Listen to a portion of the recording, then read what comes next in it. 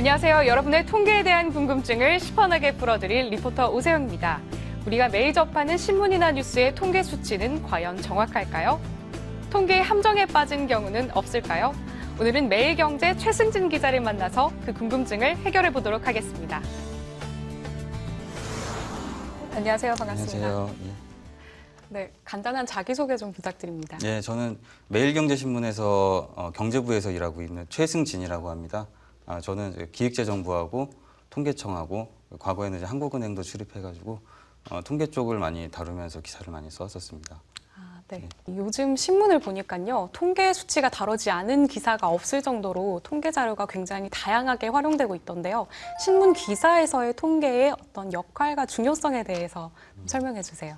예, 신문 기사에는 사실 눈에 보이는 것들도 있지만 눈에 보이지 않는 것들을 다룰 때가 많습니다. 그러다 보니까 눈에 보이는 것들은 이제 누가 뭘 어떻게 했다 이렇게 기사를 쓸 수가 있지만은 눈에 보이지 않는 것들은 특히 이제 주관적인 그런 관점들이 작용하는 것들이 많이 있거든요. 예를 들어서 가게 주인이 장사를 하는데 가게에서 물건이 잘 팔렸다 혹은 안 팔렸다.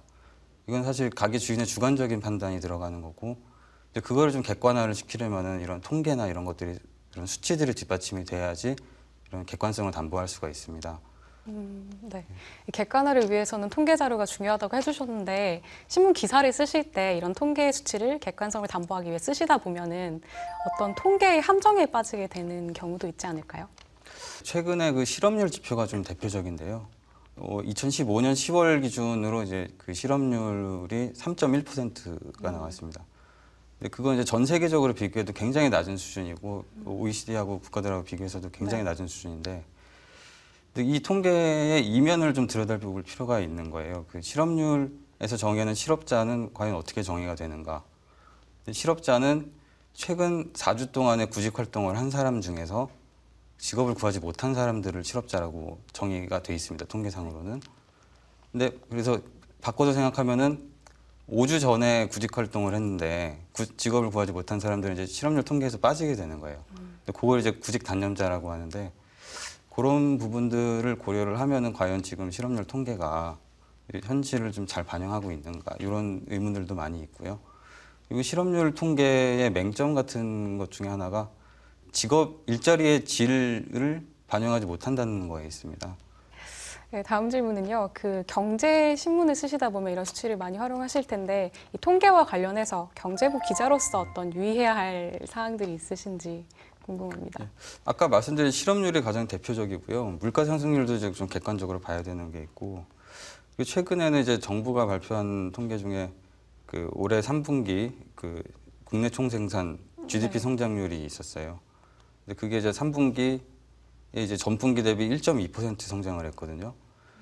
근데 이거는 정부 입장에서는 굉장히 좋은 수치로 파악을 하고 있습니다. 근데 통계라는 게 이제 비교 대상을 좀 많이 봐야 돼요. 이 전분기 대상이다 보니까 올해 2분기에는 누구나 다 알다시피 이제 메르스 사태가 터졌었습니다.